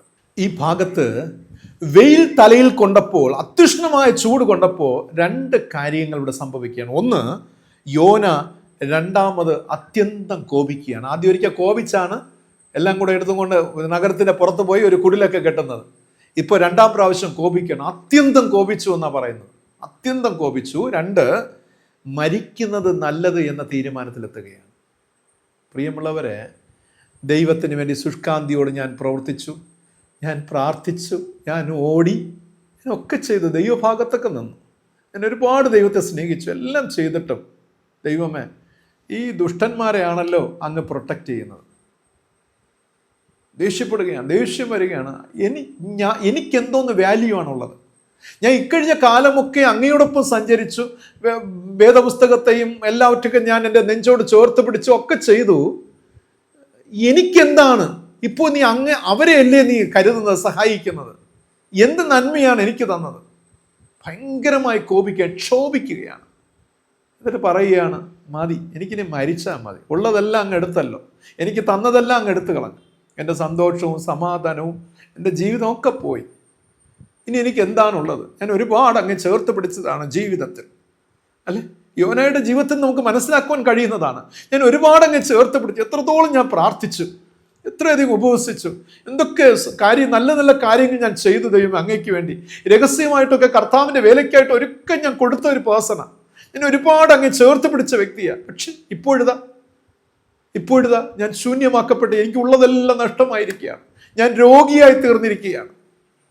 പെട്ടെന്ന് ഒരു മാരകമായ സാംക്രമിക രോഗം എന്നെ പിടിച്ചിരിക്കുകയാണ്. എൻ്റെ കുടുംബത്തിലെ അനർത്ഥം, എൻ്റെ മക്കളുടെ ജീവിതത്തിലെ കഷ്ടപ്പാട്, കാരണം ഇതൊന്നും എനിക്ക് കാണണ്ട, എനിക്കൊന്ന് മരിച്ചാൽ മതി, ഇനി എനിക്ക് ജീവിക്കേണ്ട, ഇനിയുള്ള കാലം ചികിത്സകൾ ചെയ്ത് എൻ്റെ ശരീരഭാഗങ്ങളെ കീറി മുറിച്ച് അങ്ങനെ ഒരു ജീവിതം എനിക്ക് വേണ്ട, എനിക്ക് മരിച്ചാൽ മതി. ഈ രോഗങ്ങൾ ഞാൻ എത്ര സഹിക്കും? എൻ്റെ വീട്ടിലെ അംഗങ്ങളെ ഞാൻ ഇനി എങ്ങനെ സഹിക്കും? ഇവരെല്ലാം വീണ്ടും പ്രശ്നങ്ങൾ ഉണ്ടാക്കി എന്നെ ഇങ്ങനെ ആക്രമിച്ചു കൊണ്ടിരിക്കുക, ഒന്നിനും ഒരു സൊല്യൂഷൻ ഇല്ല, എനിക്കൊന്ന് മരിച്ചാൽ മതി എന്ന് ചിന്തിക്കുന്ന അനുഭവം. ഇങ്ങനെയൊക്കെ ചിന്തിച്ചിട്ടില്ലേ പ്രിയമുള്ളവർ? ദൈവം നമുക്ക് നൽകിയ സുഖസൗകര്യങ്ങൾ ദൈവം തിരിച്ചെടുത്ത് കഴിയുമ്പോൾ നമ്മുടെ ചിന്തയും ഇതല്ലേ പ്രിയമുള്ളവരെ ഉണ്ടാകുന്നത്? ചിന്തിക്കുക. ഇവിടെ യോന ഒരു ചെടിക്ക് വില കൽപ്പിക്കുകയാണ്.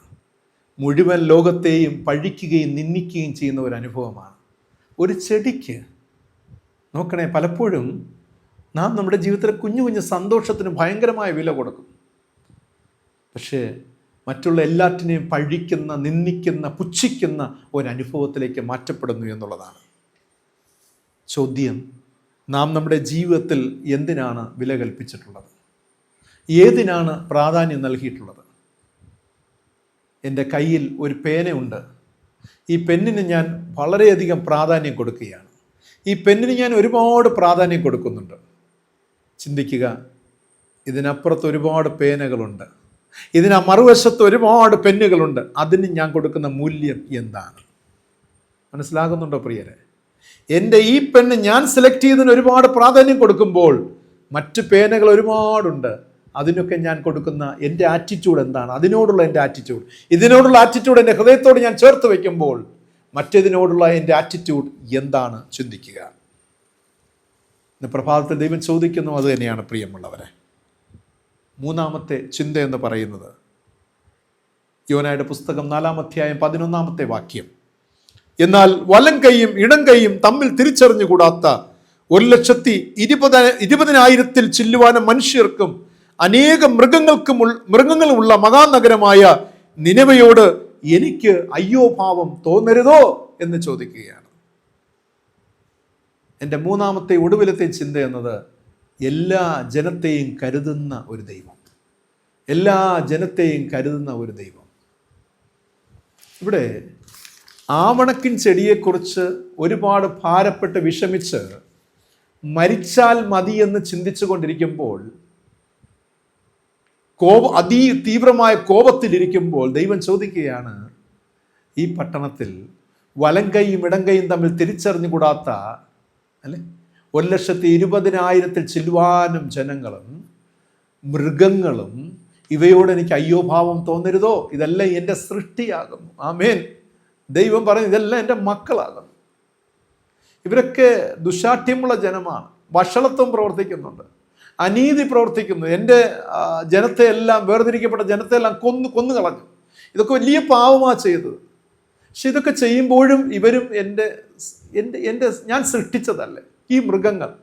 ഞാൻ ഒറ്റ നിമിഷം കൊണ്ട് ഞാൻ ഈ പട്ടണത്തെ നശിപ്പിച്ചു കഴിഞ്ഞാൽ എത്രയോ മൃഗങ്ങൾ ചാവുന്നു, പക്ഷി മൃഗാദികൾ എത്രയോ നാശം സംഭവിക്കുന്നു. ഞാൻ ചെയ്യുന്ന വലിയൊരു അകൃത്യമായി പോകത്തില്ലേ?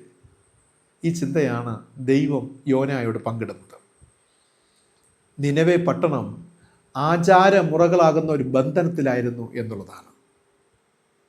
എഫേസ്യർ 2:1-3 വരെ വായിക്കുമ്പോൾ എന്തൊക്കെ പാപങ്ങളാണ് അതിനകത്തുണ്ടായിരുന്നതെന്ന് നമുക്ക് മനസ്സിലാക്കുവാൻ സാധിക്കും. അതിക്രമങ്ങളാലും പാപങ്ങളാലും മരിച്ച ജനങ്ങൾ, അനുസരണക്കേടിൻ്റെ മക്കൾ, ജഡമോഹങ്ങൾക്ക് അധീനർ, കോപത്തിൻ്റെ മക്കൾ. ഈ ഒരു അനുഭവത്തിലാണ് ഈ പട്ടണത്തെ നമുക്ക് കാണുവാൻ കഴിയുന്നത്. നിനവെ പട്ടണം അത്രയധികം തിന്മ നിറഞ്ഞ, പാപം നിറഞ്ഞ ഒരു പട്ടണമായി നിലകൊള്ളുമ്പോഴും എന്നെ കേൾക്കുന്ന പ്രിയ ദൈവജനമേ, ഞാൻ ഈ ധ്യാനത്തിൻ്റെ ഒടുവിൽ നിങ്ങളോട് പറയുവാൻ ആഗ്രഹിക്കുന്ന പ്രധാനപ്പെട്ട ചിന്ത എന്ന് പറയുന്നത്, യോനായുടെ ജീവചരിത്രം അവസാനിക്കുന്നത് ദൈവ സാന്നിധ്യത്തോടു കൂടെയാണ്. The very presence of God. The book of Jonah is ending with a presence of God. ദൈവ സാന്നിധ്യത്തോടു കൂടെയാണ്. വിശദമാക്കാം. നമ്മുടെ അവസാന ചിന്ത എന്ന് പറയുന്ന യോനയല്ല പ്രിയരെ, ദ പ്രസൻസ് ഓഫ് ഗോഡ്, ദൈവത്തിൻ്റെ സാന്നിധ്യം. യോന എന്ന ഒരു വ്യക്തിയല്ല ഇവിടെ പ്രാധാന്യം, യോനയുടെ ജീവിതമല്ല, യോനയുടെ കഥയല്ല, മറിച്ച് ദ പ്രസൻസ് ഓഫ് ഗോഡ്, ദൈവത്തിൻ്റെ സാന്നിധ്യം. നമുക്ക് മുൻപിൽ നിൽക്കുന്ന ദൈവത്തിൻ്റെ സാന്നിധ്യം. ഈ 4-ാം അധ്യായത്തിൻ്റെ 11-ാമത്തെ വാക്യം യോനയുടെ പുസ്തകത്തിൽ അവസാനത്തെ വാക്യമാണ്. ഈ അവസാനത്തെ വാക്യത്തിലേക്ക് നമ്മൾ നോക്കുമ്പോൾ നിങ്ങൾ മനസ്സിലാക്കുന്ന പ്രസൻസ് അപ്പോൾ ഈ ജനത്തോട് എനിക്ക് അയ്യോ ഭാവം തോന്നരുതോ, തോന്നിയത് തെറ്റായിപ്പോയോ. അതിനർത്ഥം ഈ പ്രകൃതിയുടെ നടുവിൽ തൻ്റെ സാന്നിധ്യം നിറവായി നൽകിക്കൊണ്ടിരിക്കുന്ന ഒരു ദൈവമുണ്ടേ, മറന്നു പോകരുതേ. ആ ദൈവത്തിന് ഈ സൃഷ്ടിയോട് ചില കടപ്പാടുകളുണ്ട്, ഉത്തരവാദിത്വങ്ങളുണ്ട്. ഈ സൃഷ്ടിയോട് ദൈവത്തിന് ചില പ്രത്യേക സ്നേഹമുണ്ട്. തനിക്ക് സ്നേഹമുണ്ട്, തനിക്ക് കരുതലുണ്ട്. അല്ലേ പ്രിയരെ? ദൈവം ഈ സൃഷ്ടിയെ സ്നേഹിക്കുന്നു. അതിൽ ദൈവത്തെ അംഗീകരിക്കാത്തവരും ഉണ്ട്, സത്യമാണ്. പക്ഷേ ദൈവം തൻ്റെ സൃഷ്ടിയെ സ്നേഹിക്കുന്നു. 2, ദൈവം തൻ്റെ സൃഷ്ടിയെ കരുതുന്നു. ഞാൻ ദൈവത്തെ അംഗീകരിച്ചു. എനിക്ക് മാത്രമല്ല ദൈവം ഈ പ്രപഞ്ചത്തിൽ നിന്ന് ഓക്സിജൻ നൽകുന്നത്, എനിക്ക് മാത്രമല്ല ഞാൻ മാത്രം കുഴിച്ചാൽ മാത്രം എനിക്ക് വെള്ളം കിട്ടുന്നത്.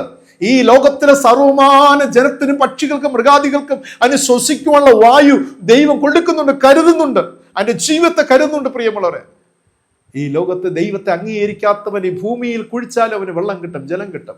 അവനൊരു വിത്ത് വിതച്ചാലും, ദുഷ്ടൻ വിതച്ചാലും അതിൽ നിന്നൊരു ഫലം ഉണ്ടാകും. നീതിമാൻ വിതച്ചാലും ഫലമുണ്ടാകും. അതിനർത്ഥം കരുതുന്ന ദൈവം. ദൈവം സ്നേഹമാകുന്നു. ദൈവം എല്ലാ ജാതി മതസ്ഥരെയും എല്ലാ കാറ്റഗറിയിൽപ്പെട്ടവരെയും ദൈവം സ്നേഹിക്കുന്നു എന്നുള്ളതാണ്. പക്ഷെ ഇപ്പോഴും ദൈവം ഒരു ബ്ലാങ്കറ്റും വെച്ചുകൊണ്ട് നിൽക്കുകയാണ്. ദീർഘക്ഷമയാകുന്ന മാനസാന്തരപ്പെടുവാൻ, അനുതപിക്കുവാൻ ദൈവം ഒരു ബ്ലാങ്കറ്റും വെച്ചുകൊണ്ട് നിൽക്കുകയാണ്. നിങ്ങൾ മാനസാന്തരപ്പെട്ട് നിങ്ങൾ തിരിഞ്ഞ് എൻ്റെ അടുക്കിലേക്ക് വന്നാൽ ഈ ബ്ലാങ്കറ്റ് കൊണ്ട് ഞാൻ പുതപ്പിക്കും. എൻ്റെ മഹാദയ, എൻ്റെ ദീർഘക്ഷമ, ഇതുകൊണ്ട് ഞാൻ നിങ്ങളെ പുതപ്പിച്ച് എന്നോടുകൂടെ ചേർക്കും എന്ന അനുഭവം. പ്രിയമുള്ളവരെ, നാം അംഗീകരിച്ചിരിക്കുന്നത് നമ്മുടെ ശത്രുവിനേക്കാൾ അധികം ദൈവം നമ്മെ സ്നേഹിക്കുന്നു എന്നാണ്. അതേ പ്രിയമുള്ളവരെ, അവരെപ്പോലെ മോശമായ ജീവിതം ജീവിക്കുന്നവരല്ല നമ്മൾ, സത്യമാണ് അല്ലെ?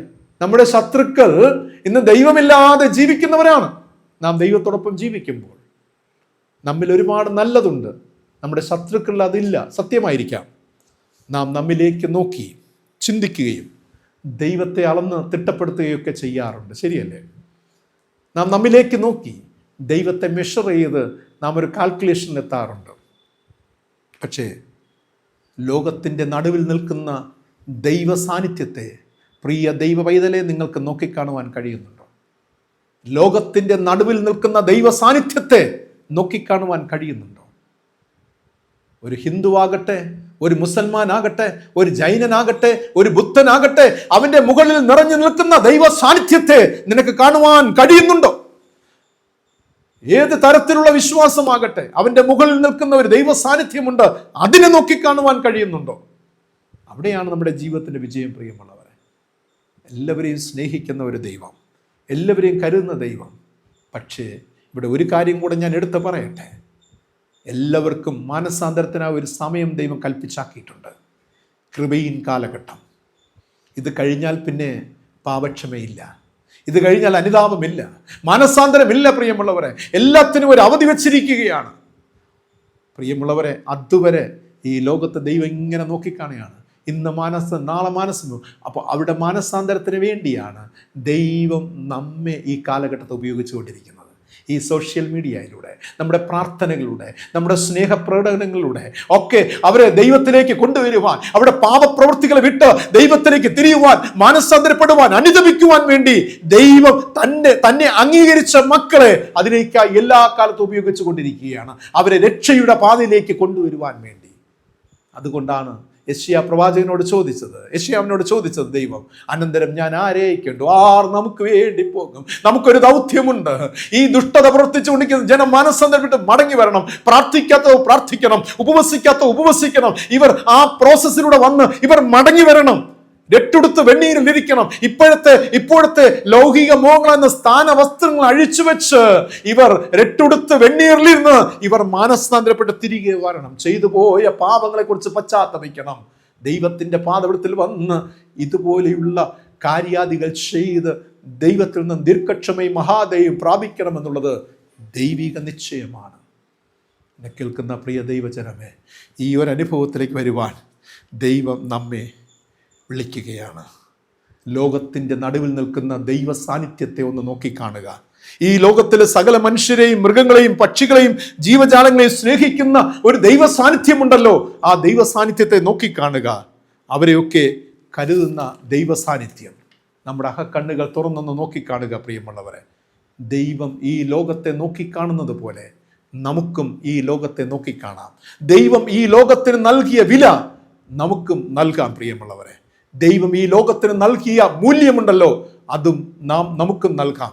ദൈവം ലോകത്തെ കരുതുന്നത് പോലെ കരുതുവാൻ, സ്നേഹിക്കുന്നത് പോലെ സ്നേഹിക്കുവാൻ, ദയ നൽകുവാൻ, ക്ഷമിക്കുവാൻ നമുക്കും ആകണം പ്രിയമുള്ളവരെ. അവിടെയാണ് ക്രിസ്ത്യാനിത്വത്തിൻ്റെ മഹത്വം, ക്രിസ്തുവിൽ ജീവിക്കുന്നതിൻ്റെ മഹത്വം എന്ന് പറയുന്നത്. ദൈവം നമ്മിൽ ആഗ്രഹിക്കുന്നത് നാം ദൈവത്തിൻ്റെ സ്വഭാവം മനസ്സിലാക്കുക എന്നുള്ളതാണ്. ദൈവത്തിൻ്റെ ചിന്തകളെ നമ്മിലൂടെ പകർന്നു നൽകുക എന്നത്, ദൈവത്തിൻ്റെ ചിന്തകളെക്കുറിച്ച് ആലോചിക്കുക എന്നുള്ളത്, എല്ലാ ജനത്തെയും സ്നേഹിക്കുക എന്ന് പറയുന്നത്. ഈ ലോക ജീവിതയാത്രയിൽ ദൈവം നടത്തുന്ന വഴിയിൽ പ്രിയമുള്ളവരെ, നാം ഒരിക്കലും ഒരു മെഷർമെൻ്റ് എടുത്ത് നമ്മെ സെപ്പറേറ്റ് ആയിട്ട് കാണാതെ, നമ്മെ മാറ്റി കാണാതെ, ദൈവഭാഗത്ത് നിന്നുകൊണ്ട് ദൈവം ചിന്തിക്കുന്നത് പോലെ ചിന്തിക്കുവാനും, ദൈവം കരുതുന്നത് പോലെ ഈ ലോകത്തെ കരുതുവാനും, ദൈവം ഈ ലോകത്തെ സ്നേഹിക്കുന്നത് പോലെ സ്നേഹിക്കുവാനും നമുക്കാകുമ്പോഴാണ് എന്നിലൊരു ക്രിസ്തു രൂപപ്പെടുന്നത്, എന്നിൽ ദൈവ സാന്നിധ്യം രൂപപ്പെടുന്നത്. ഈ ലോകത്ത് നിറഞ്ഞു നിൽക്കുന്ന ദൈവ സാന്നിധ്യം എന്നിലേക്ക് വ്യാപരിക്കുന്നത് അപ്പോൾ മാത്രമാണ്. ദൈവം ചിന്തിക്കുന്നത് പോലെ, ദൈവം കരുതുന്നത് പോലെ, ദൈവം സ്നേഹിക്കുന്നത് പോലെ ദൈവിക പദ്ധതികൾ പ്രകാരം ചെയ്യുവാൻ നമുക്കുമാകണം. അപ്പോഴാണ് ആ ദൈവ സാന്നിധ്യം നമ്മിലേക്ക് വ്യാപരിക്കുന്നത്, നാമും ദൈവത്തെ പോലെ ആയിത്തീരുന്നത് പ്രിയമുള്ളവരെ. ആ അനുഭവത്തിലായിത്തീരുവാൻ സർവശക്തനായ ദൈവം ലോകത്തിൻ്റെ നടുവിൽ നിൽക്കുന്ന ആ ദൈവ സാന്നിധ്യത്തെ സ്വാംശീകരിച്ചുകൊണ്ട് ദൈവിക പ്രേക്ഷിത ദൗത്യത്തിൽ നമുക്കും പങ്കാളികളാകാം. ദൈവത്തിൻ്റെ പരിശുദ്ധാത്മാവ് ആയതിലേക്കായി നമ്മെ സഹായിക്കട്ടെ. നമുക്ക് ലോകത്തിന് വേണ്ടി പ്രാർത്ഥിക്കാം, ലോകത്തെ കരുതാം, ലോകത്തിൽ നമുക്കുള്ളതിനെയൊക്കെ ന്യായമായി പങ്കുവയ്ക്കാം. അതിനായി ദൈവം സഹായിക്കട്ടെ. ഇന്നത്തെ ചോദ്യം ഇതാണ്: മഹാമത്സ്യം യോനായെ കരയിൽ ഛർദ്ദിച്ചതിന് ശേഷം ദൈവത്തിൻ്റെ അരുളപ്പാടുണ്ടാകുകയാണ്. അതിനുശേഷം എത്ര ദൂരം വഴി നടന്നാണ്, എത്ര ദിവസത്തെ വഴി നടന്നാണ് യോന മഹാനഗരമായ നിനിവയിൽ എത്തിച്ചേർന്നത്? മറന്നു പോകരുത്. ഒരിക്കൽ കൂടെ ഞാൻ വ്യക്തമായി പറയുകയാണ്. യോനായെ മഹാമത്സ്യം കരയിൽ ഛർദ്ദിച്ചതിന് ശേഷം ദൈവത്തിൻ്റെ അരുളപ്പാട് രണ്ടാമതുണ്ടാകുകയാണ്. ആ അരുളപ്പാടുണ്ടായ ശേഷം മഹാനഗരമായ നിനിവയിലേക്ക് നടക്കുകയാണ്. എത്ര ദിവസത്തെ വഴി നടന്നാണ് യോന നിനിവെ പട്ടണത്തിലെത്തിയത്? നിങ്ങളുടെ ഉത്തരങ്ങൾ കമൻറ്റ് ബോക്സിൽ രേഖപ്പെടുത്തുക. ഈ വചനം നിങ്ങൾക്ക് അനുഗ്രഹപ്രദമായി എങ്കിൽ മറ്റുള്ളവർക്ക് ഷെയർ ചെയ്യുക. ദൈവത്തിൻ്റെ പരിശുദ്ധാത്മാവ് നമ്മെ അധികമായി അനുഗ്രഹിച്ച് കാക്കുമാറാകട്ടെ. ആമേൻ. ദൈവത്തോട് നമുക്ക് പ്രാർത്ഥിക്കാം. സൃഷ്ടിയുടെ പരിപാലകനും ഉടമസ്ഥനുമായിരിക്കുന്ന സ്വർഗീയ പിതാവാം നല്ല ദൈവമേ, കർത്താവെ, ഇന്ന് നൽകിയ ആത്മീയ ചിന്തകൾക്കായി സ്തോത്രം ചെയ്യുന്നു. ഈ ലോകത്തെ ഞങ്ങൾ എങ്ങനെ നോക്കിക്കാണണം? ദൈവം നോക്കിക്കാണുന്നത് പോലെ, ദൈവം സ്നേഹിക്കുന്നത് പോലെ, ദൈവം പങ്കുവെക്കുന്നത് പോലെ, ദൈവം കരുതുന്നത് പോലെ നോക്കിക്കാണുവാനുള്ള മനസ്സ് നൽകണമേ എന്ന് ഞങ്ങൾ പ്രാർത്ഥിക്കുന്നു. ഈ ലോകത്തിന് വേണ്ടി പ്രാർത്ഥിക്കുവാൻ, ഈ ലോകത്തെ കരുതുവാൻ, ഈ ലോകത്തിന് ഞങ്ങൾ തന്നെ പങ്കുവെക്കുന്ന അനുഭവത്തിൽ കർത്താവ് ഞങ്ങളെ സഹായിക്കണമെന്ന് പ്രാർത്ഥിക്കുന്നു. അങ്ങ് നൽകിയ രക്ഷയെ പങ്കുവെക്കുന്ന അനുഭവം ഞങ്ങളിൽ ഉണ്ടാകട്ടെ. അവിടെ നിങ്ങൾ സഹായിക്കണമെന്ന് പ്രാർത്ഥിക്കുന്നു. ഞങ്ങളോ നാഥ അങ്ങിൽ നിന്നും അല്പം പോലും വ്യതിചലിക്കാതെ വിശ്വാസ ജീവിതത്തിൽ എന്ത് തന്നെ പ്രതിസന്ധി വന്നാലും, എന്ത് തന്നെ പ്രതികൂലങ്ങൾ വന്നാലും, ഞങ്ങൾ ആഗ്രഹിക്കുന്ന പോലെ കാര്യങ്ങൾ നടക്കാതെ വന്നാലും, പ്രതിസന്ധികളാണ് ജീവിതത്തിലെങ്കിൽ പോലും ദൈവഭാഗത്ത് ചേർന്ന് നിന്ന് പ്രവർത്തിക്കേണ്ട മനസ്സ് ദൈവം നൽകണമെന്ന് പ്രാർത്ഥിക്കുന്നു. അതിലൂടെ ഞങ്ങൾ നിത്യത അനുഭവിക്കുക, നിത്യരാജ്യത്തിൽ പ്രവേശിപ്പാൻ സഹായിക്കണമെന്ന് പ്രാർത്ഥിക്കുന്നു. ഈ വചനം ശ്രവിച്ച എല്ലാ അവിടുത്തെ മക്കളെയും അനുഗ്രഹിച്ച് പ്രാർത്ഥിക്കുന്നു. ദൈവകൃപ കൂടെ ഇരിക്കട്ടെ. ഈ ചാനലിൽ പിന്നെ പ്രവർത്തിക്കുന്ന നിങ്ങളുടെ യുവ സഹോദരങ്ങളുടെ കുടുംബാംഗങ്ങളൊക്കെ സമർപ്പിച്ച് പ്രാർത്ഥിക്കുന്നു. നിങ്ങൾ ചെയ്യുന്ന ഈ ശുശ്രൂഷ ദൈവനാമ മഹത്വത്തിനായി മാത്രം തീരട്ടെ. ഞങ്ങളുടെ ദൈവനാമം മഹത്വപ്പെടട്ടെ. ഞങ്ങളോ കുറയണം, അവിടുത്തെ നാമം വളരണം. യേശു രക്ഷിതാവ് ധന്യമുള്ള നാമത്തിൽ തന്നെ ആമീൻ. കർത്താവ് പഠിപ്പിച്ചതുപോലെ നമുക്ക് പ്രാർത്ഥിക്കാം. സ്വർഗസ്ഥനായ ഞങ്ങളുടെ പിതാവേ, തിരുനാമം വിശുദ്ധീകരിക്കപ്പെടണം, തിരുരാജ്യം വരണം, തിരുവിഷ്ടം സ്വർഗത്തിലെ പോലെ ഭൂമിയിലുമാകണം. അന്നുള്ള ആഹാരം ഞങ്ങൾക്ക് നൽകണം. ഞങ്ങളുടെ കടക്കാരോട് ഞങ്ങൾ ക്ഷമിച്ചിരിക്കുന്നത് പോലെ ഞങ്ങളുടെ കടങ്ങളും ഞങ്ങളോട് ക്ഷമിക്കണം. ഞങ്ങളുടെ പരീക്ഷയിൽ കടത്താതെ ദുഷ്ടമെന്നും ലഭിക്കണം. രാജ്യം, ശക്തിയും മഹത്വം എന്നേക്കും പിതാവിനുള്ളതല്ലോ. ആമേൻ. വിശ്വാസത്തോടുകൂടെ ആശീർവാദം കൈക്കൊള്ളും. നമ്മുടെ കർത്താവും രക്ഷിതാവുമായ യേശുമിശിഹായുടെ പിതാവായ ദൈവത്തിന്റെ സ്നേഹം, പരിശുദ്ധാത്മാവാം ദൈവത്തിന്റെ കൃപ, അനുഗ്രഹം, സമാധാന സന്തോഷം നിങ്ങളെ വരും. കേട്ട തിരുവചനങ്ങളോട് സർവ്വദാ സദാകാലം ഇരിക്കുമാറാകട്ടെ. ആമേൻ, ആമേൻ. പ്രിയമുള്ളവരെ, ലോകത്തിൽ നിറഞ്ഞു നിൽക്കുന്ന ദൈവ സാന്നിധ്യം നമ്മിലേക്ക് വരുവാൻ നാം ദൈവിക ചിന്തയുള്ളവരും ദൈവിക കരുതലുള്ളവരും ദൈവികമായ ചിന്തകൾ പങ്കുവെക്കുന്നവരായി തീരാൻ ദൈവത്തിൻ്റെ പരിശുദ്ധാത്മാവ് നമ്മെ സഹായിക്കട്ടെ. God bless you. Thank you very much.